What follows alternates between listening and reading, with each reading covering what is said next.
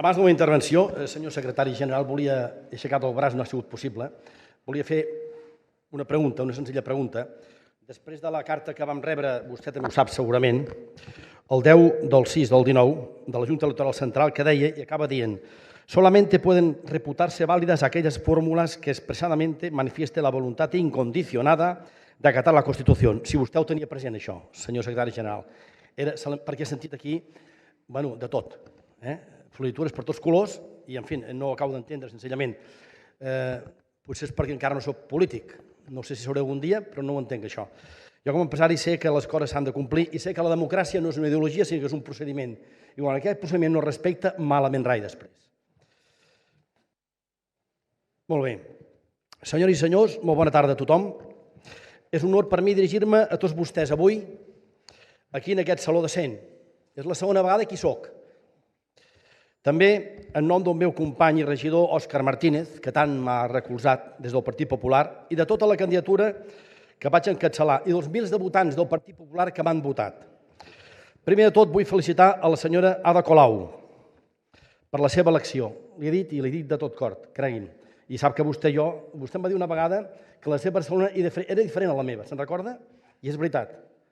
Però hi ha gent que encara la té més diferent a mi que la seva. Per tant, jo estic content i satisfet del que ha passat avui aquí. Cregui'm.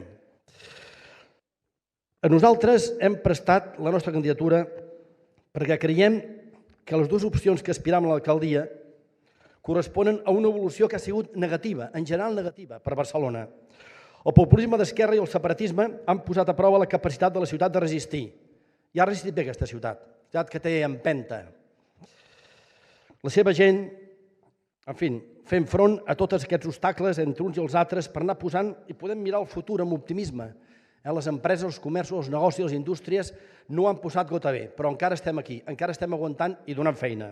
Volem aportar el nostre gra de sorra a la governabilitat i al benestar de la gent, defensant coses molt importants i senzilles, com la desregulació, la simplicitat administrativa, la rebaixa fiscal, el respecte al marc constitucional i la lliure elecció de la llengua. En definitiva, la llibertat en mayúscules, que es pugui fer dintre la llei l'un que un vulgui i desitgi, que se li permeti. A més llibertat, més Barcelona. No hi ha un debat entre ajudar a immigrants o no. La humanitat i la solidaritat va de la mà del respecte de la llei i de la lluita contra les màfies. No s'ha d'escollir entre el català i el castellà. Les dues llengües són iguals de nostres, en igualtat. Que esculli cadascú la llengua que vulgui utilitzar. Ens fan falta les dues. Barcelona i Catalunya sense les dues llengües no seria el que és. Seria una altra cosa, però no el que és. No existeix el dubte entre l'escola pública, privada i concertada. Sols existeix l'obligació de l'administració de garantir la llibertat d'elecció de les famílies i la qualitat de l'ensenyament i dels seus equipaments. No hi ha debat entre els que tenen dificultats per accedir a una llar i els ocupes. No hi pot haver un debat aquí. Les polítiques socials no poden fer-se d'acord amb menys tenir els drets d'aquells que paguen els impostos per fer precisament aquelles polítiques socials. Pagant impostos i generant riquesa, fem política social. El fracàs del populisme ha sigut evident. Hem tingut un rànquing que ens ha fet mal cada dia a Barcelona. 27 famílies han sigut desnonades. 27 famílies. La ciutat que ha tingut més desnonaments d'Espanya. La solució no és l'ocupació il·legal, no ho és. La solució és crear més habitatge públic. I ho hem dit per activa i per passiva. No dir, sinó fer. Hem de posar fi a la venda ambulant il·legal dels carrers de Barcelona, ajudar les persones explotades per xarxes de màfies. Jo he parlat amb ells i creguin que aquesta gent són explotada. No es podem treure d'avui per demà i convertir en delinqüents. Hem de buscar la solució. Però no pot ser que els comerços pateixin com estan patint i es facin càrrec del problema ells per la seva compte. Promocionar la ciutat és generar ocupació, és pensar en el futur.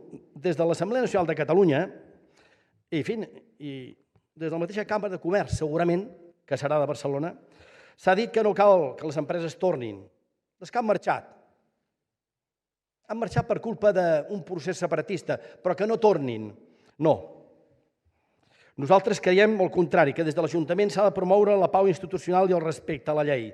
S'ha de ser actiu amb la creació d'un marc econòmic i social que faci que aquelles empreses que han marxat perquè el seu retorn és més creixement,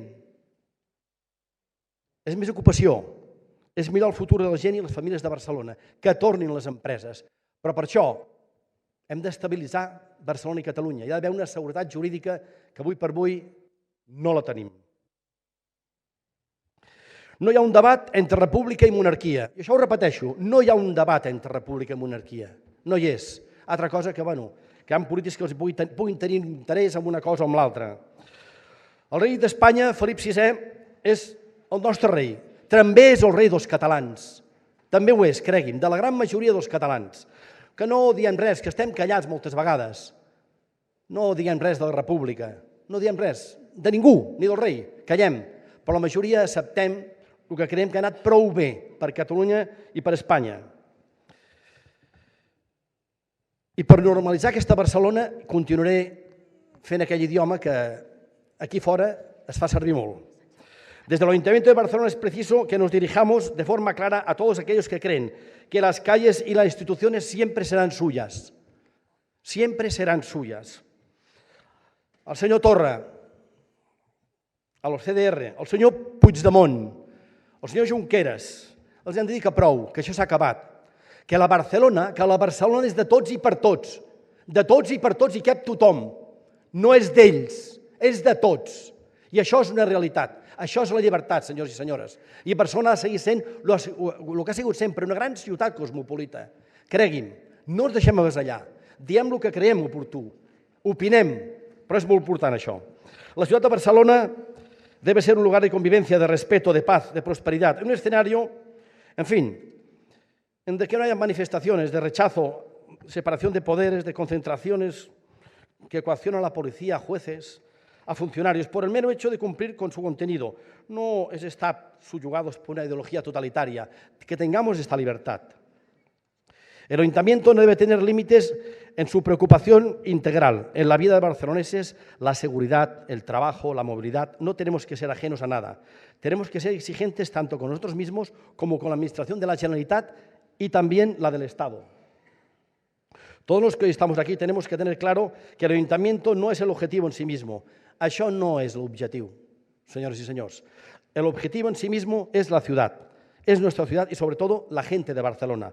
Esto lo tienen claro todos los funcionarios de esta casa, en especial los uniformados, la Guardia Urbana, que en los últimos años ha tenido un trabajo difícil con un gobierno municipal a la contra. Y esto tiene que cambiar. Creemos que podrá cambiar. Tenemos esperanzas de que cambie. Todos los indicadores dicen que antes de que acabe este año, el PIB de nuestra ciudad hermana y competidora, que es Madrid, nos habrá alcanzado. Madrid habrá alcanzado a la ciudad y la Comunidad de Madrid a Cataluña. La Generalitat está contribuyendo enormemente, de forma activa, al perjuicio de la economía y la convivencia de Cataluña. Nuestra apuesta es que el Ayuntamiento de Barcelona sea motor para revertir esta situación, que no tenga color político, sí pinceladas políticas, pero no color político, que quepa todo el mundo en el Ayuntamiento. Quien ha propiciado esta situación es el populismo de izquierdas y el movimiento separatista. El coste de estas políticas erráticas y responsables ha causado una pérdida de decenas de miles de puestos de trabajo. Según el BBVA, que certeramente lo dice y comprobado, se han perdido 30.000 puestos de trabajo, sueños rotos, esperanzas de futuro para muchos barceloneses. Creo en la Barcelona que mira su historia con orgullo. El recibimiento de Colón, el paso del Quijote, el primer tren, la exposición universal e internacional, las Olimpiadas en el 92 y la que quiere liderar España y mirar de tú a tú, a Europa con orgullo. Y termino con unas palabras de un alcalde que quizás fue el alcalde que ha sufrido más en estos 300 últimos años. Un alcalde de conseller en cap, que aquí en el Consell de Cent, no la Diputació del General de Catalunya, no, el Consell de Cent aquí, tuvo unas palabras que cuando una ciudad está en la situación que está Barcelona en 1714, una ciudad que está embrancada en un conflicto, que tiene calles teñidas de sangre. Una ciudad difícil, en aquel momento dice las grandes palabras históricas y las grandes verdades de Barcelona, porque era un momento de decir la verdad, porque nos quedaba muy poco, sinceramente. Y estoy hablando de Rafael de Casanovas, ese gran catalán y españolazo, y dijo exactamente estas palabras: todos como verdaderos hijos de la patria, amantes de la libertad, acudirán a sus lugares señalados, a fin de derramar gloriosamente su sangre y su vida por el rey, por su honor, por la patria y por la libertad de toda España. Estos eran los catalanes del 1714 aquí, en el Consell de Cent, a la ciudad de Barcelona, al Ayuntamiento de Barcelona. Señores y señores, muchísimas gracias y termino como siempre. ¡Visca Barcelona! ¡Visca Cataluña! ¡Viva España!